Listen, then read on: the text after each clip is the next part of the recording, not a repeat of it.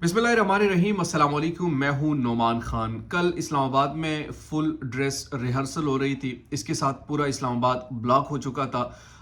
दो होटल्स खाली करा लिए गए थे और ये कहा गया था कि अब दूसरे राउंड का आगाज़ होने जा रहा है, यानी अमेरिका और ईरान के माबैन जो मुज़ाकरात चल रहे हैं, अब इसका दूसरा दौर शुरू होने वाला है। और ये ख्याल किया जा रहा था कि मंगल से बुध के दरमियान कुछ भी ऐसा हो सकता है, लेकिन अब तक की लेटेस्ट इत्तलात के मुताबिक ईरान जो है इन मुज़ाकरात में आने से इनकार कर रहा है। उसमें अदम शिरकत के लिए उनके पास कुछ जवाज़ हैं। वो जवाज़ हम आपके सामने रखेंगे कि ईरान क्यों इससे बैक ऑफ कर रहा है, ईरान क्यों इन मुज़ाकरात में नहीं आ रहा और ईरान की बुनियादी तौर पर क्या मुतालबात है इन मुज़ाकरात में आने के लिए, वो आपके सामने रखेंगे। दूसरी तरफ डोनाल्ड ट्रंप ने अपने दो नुमाइंदों को भेजने का ऐलान किया और कहा कि Steve Witkoff and Z Kushner जो यूएस के डेलीगेशन है वो लीड करेंगे सेकंड राउंड के लिए। जेडी वेंस जो है वो इसमें नहीं आएंगे और उसकी बुनियादी वजह ये बताई गई है कि 24 घंटे में जो सीक्रेट सर्विस एजेंसी है उनकी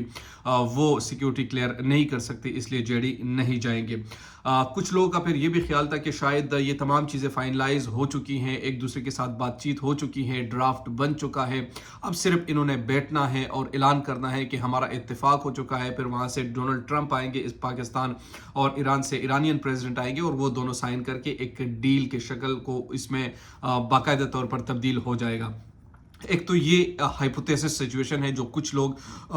हामिद मीर ने भी इसमें कहा, दूसरे साफियों ने भी कहा, लेकिन कुछ चीज़ें जो ईरानियन मीडिया की तरफ से मैं आपके सामने रख रहा हूँ वो ये कहते हैं कि नहीं, अभी तक ऐसी कोई सिचुएशन नहीं है, हमारी गवर्नमेंट की तरफ से किसी किस्म का कोई मुज़ाकरात हम वहाँ पर नहीं जा रहे। और उसकी जो वजह बुनियादी तौर पर वो बताते हैं Iran Foreign Minister spokesperson says government has no plans regarding a new round of talk after the United States seized an Iranian flagged cargo ship in the straight of Hormuz. USA ने एक Iran की एक cargo ship थी उसको seized किया है, उसको पकड़ा है या उस पर अटैक किया है। तो उनने कहा कि जब तक इसे ये जो वायलेशन की है सीज फायर की, जब तक इस कार्गो शिप को नहीं छोड़ा जाएगा तो स्ट्रेट ऑफ हॉर्मुज भी बंद रहेगा। इसके अलावा किसी किस्म के कोई मुज़ाकरात भी हमारी तरफ से नहीं होंगे। और ये अटैक कब हुआ? The attack comes hours after the US President Donald Trump announced that he is sending his team to Islamabad for possible talk with Iran। एक तरफ डोनाल्ड ट्रम्प ये ट्वीट्स करते हैं कि मैं अपनी टीम को वहाँ पर भेज रहा हूँ, दूसरी तरफ वहाँ पर वो कार्गो शिप को पकड़ते हैं। तो डोनाल्ड ट्रम्प भी इस वक्त एक कन्फ्यूजन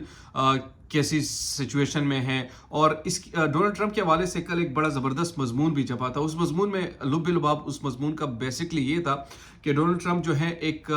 ऐसी शख्सियत है जो कि अंदर से बहुत ज़्यादा खौफजदा हो चुका है, अंदर से बहुत ज़्यादा डरता भी है, लेकिन वो एक खुद वो फ्रस्ट्रेशन निकालने के लिए कभी कहते हैं मैं सिविलाइजेशन को तबाह कर दूंगा, कभी कहते हैं मैं इस पर अटैक करूंगा, कभी कहते हैं कि मैं अब किसी किस्म की कोई बातचीत नहीं होगी, अब सिर्फ अटैक होगा। तो वो सिर्फ फ्रस्ट्रेशन में करते हैं, लेकिन अंदर से बहुत ज़्यादा खौफजदा है, इसलिए ये बार बार ये चीज़ें डिले भी करते हैं और वो ईरान जो है वो किसी हद तक उनको बहुत ज़्यादा उनको परेशान किए रखा है। तो इस सिचुएशन से वो निकलने के लिए एक टैक्टिक के तौर पर कोई बयान ऐसा दाग देता है और ईरान भी जो है वो बड़ा मजबूत खड़ा है। वो कहते हैं कि नहीं, इस टोन के साथ और इस अमल के साथ किसी किस्म की कोई मुज़ाकरात नहीं होंगे। और इस पर उन्होंने ये कहा कि जो ईरान ने ख़ास तौर पर कहा कि जब तक कि ये चीज़ें क्लियर नहीं होगी तब तक हम इस्लामाबाद नहीं जाएंगे, आपके साथ बैठेंगे नहीं, आपके साथ मुज़ाकरात नहीं करेंगे। लेकिन बहरहाल उन्होंने अपने दो टीम भेज चुके हैं,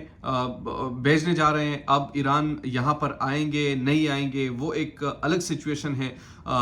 क्योंकि अगर ईरान नहीं आता तो ये फिर यूएस के लिए एक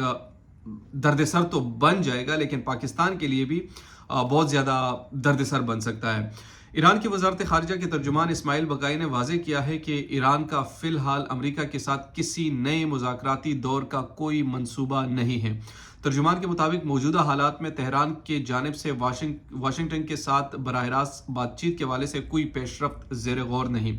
इस्माइल बकाई के मुताबिक अमेरिका ने यह साबित कर दिया है कि वो सफारती अमल को आगे बढ़ाने में संजीदा नहीं है। उन्होंने मजीद कहा कि दोनों ममालिक के दरमियान इख्तलाफात बदस्तूर मौजूद हैं, जिसकी वजह से फौरी तौर पर मुज़ाकरात का इम्कान नज़र नहीं आता। सियासी मुबसरीन का यह कहना है कि ईरान अमेरिका के दरमियान हालिया कशीदगी, बहरी नाकाबंदी اور جوہری پروگرام جیسے معاملات نے مذاکراتی عمل کو مزید پیچیدہ بنا دیا ہے۔ اس کے علاوہ خطے میں جاری تنازعات اور اعتماد کے فقدان نے بھی دونوں ممالک کے درمیان فاصلے بڑھا دیے ہیں۔ ماہرین کے مطابق اگر کشیدگی میں کمی نہ آئے تو مستقبل قریب میں مذاکرات کی بحالی مشکل دکھائی دیتی ہے، جبکہ خطے میں امن کی امکانات بھی متاثر ہو سکتے ہیں۔ اب ایک تو ڈونلڈ ٹرمپ کی طرف سے جو یہ کل جس طریقے سے بیان دیا، پھر اس کے بعد امریکہ نے جو ایرانین شپ کو جس طرح نشانہ بنایا اور اپنے تحویل میں لیا، تو اس سے تو یہ صاف ظاہر ہوتا ہے کہ ایک طرف یو ایس اے جو ہے وہ مذاکرات کی بات کرتا ہے، دوسری طرف وہی منافقت دکھاتا ہے اور وہاں پر جنگ شروع کر دیتا ہے۔ یہ بالکل اسرائیل کی طرح میرے خیال میں اس میں اسرائیل کا بھی بڑا کردار ہے، اور ان کی بھی سب سے بڑی خواہش ہے کہ یہ مذاکرات کامیاب نہ ہو اور ایک مستقل طور پر یا تو حملہ کرے، یا پھر جس طریقے سے ڈونلڈ ٹرمپ نے کہا کہ میں سویلائزیشن کو تباہ کرنے کے لیے شروع کیا جائے گا، یا ان کو اٹیک یعنی ان پر حملہ کرنے کا نشانہ بنایا جائے گا، تو اس طرف بھی وہ جا سکتے ہیں۔ حامد میر نے اس حوالے سے کہا ہے کہ یہ بتائیے کہ صرف 2 سال پہلے ایران اور پاکستان ایک دوسرے پر میزائل فائر کر رہے تھے، اور 2 سال کے اندر اندر ایران میں تشکر پاکستان کے نعرے لگ رہے۔ دونوں ممالک کے تعلقات میں اتنی بڑی تبدیلی کیسے آئی؟ سوال سن کر میں مسکرایا اور پھر عرب صحافی کو جواب دیتے ہوئے کہا کہ پاکستان اور ایران کے تعلقات میں کافی اتار چڑھاؤ آتا رہا ہے، لیکن دونوں ممالک کو ایک دوسرے کے قریب لانے میں اسرائیل کے وزیر اعظم نیتن یاہو نے اہم کردار ادا کیا۔ نیتن یاہو نے پچھلے سال امریکہ کے ساتھ مل کر ایران پر حملہ کیا، تو جواب میں ایران نے اسرائیل پر میزائلوں کی بارش کر دی، اور یہی ایک